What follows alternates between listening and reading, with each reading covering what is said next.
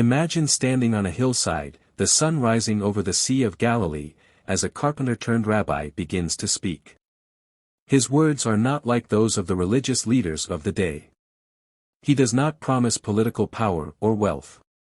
Instead, he blesses the poor, the mourners, the meek. He calls his followers to be salt and light in a dark world. This sermon, Jesus' Sermon on the Mount, is the most famous sermon in history. It turns human wisdom upside down and shows us what it truly means to live as God's people.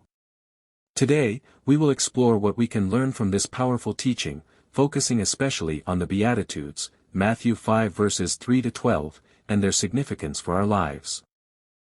The Beatitudes are not just nice sayings, they are a radical redefinition of what it means to be blessed.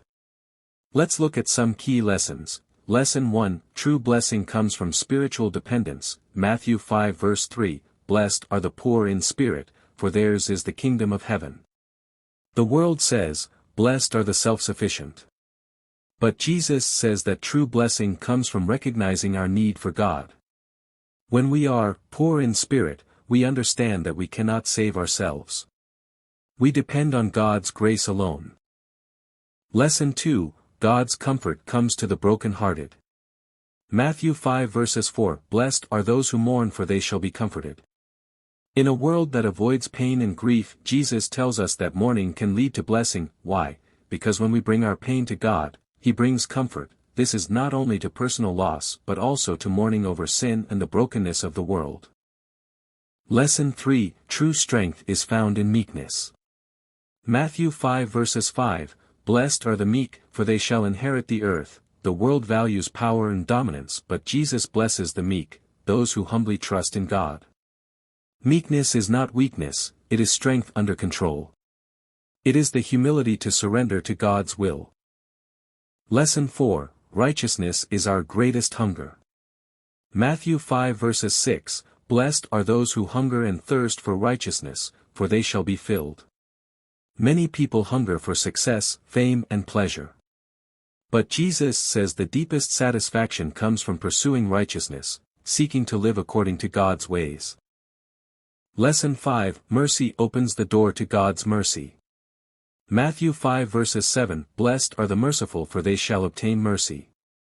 Jesus tells us that showing mercy to others allows us to experience mercy in a deeper way. Forgiving others, helping the hurting and showing compassion reflects God's character. Lesson 6, A pure heart sees God, Matthew 5 verse 8, Blessed are the pure in heart, for they shall see God. Purity of heart is not just about avoiding sin, it's about having an undivided heart that seeks God above all else. When we pursue holiness, we experience God's presence in a powerful way. Lesson 7, Peacemakers reflect God's character, Matthew 5 verse 9, Blessed are the peacemakers, for they shall be called sons of God. In a world filled with division and conflict, Jesus calls his followers to be peacemakers, people who bring reconciliation and healing. True peace starts in our hearts and flows into our relationships. Lesson 8, Persecution is part of the Christian life, Matthew 5 verses 10 to 12, Blessed are those who are persecuted for righteousness' sake, for theirs is the kingdom of heaven. Standing for Christ is not always easy. Jesus reminds us that persecution is part of following him. But he also assures us that our reward in heaven is greater than any suffering we face on earth. After the Beatitudes, Jesus tells his followers that they are the salt of the earth and the light of the world. This means that we are called to 1. Preserve righteousness in a decaying world like salt prevents decay. 2. Shine the light of Christ through our actions like a city on a hill.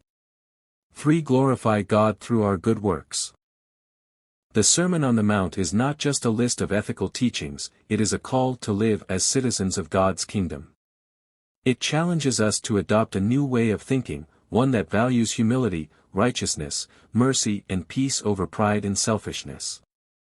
As we reflect on Jesus' words, let us ask ourselves, do we rely on God's grace or do we try to be self-sufficient? Do we hunger for righteousness or are we satisfied with worldly things? Are we shining the light of Christ in a dark world? May we live out the truths of the Sermon on the Mount and bring out glory to God in all we do. If you enjoyed this video, like, share and subscribe to my channel for more videos. Thanks for watching and God bless.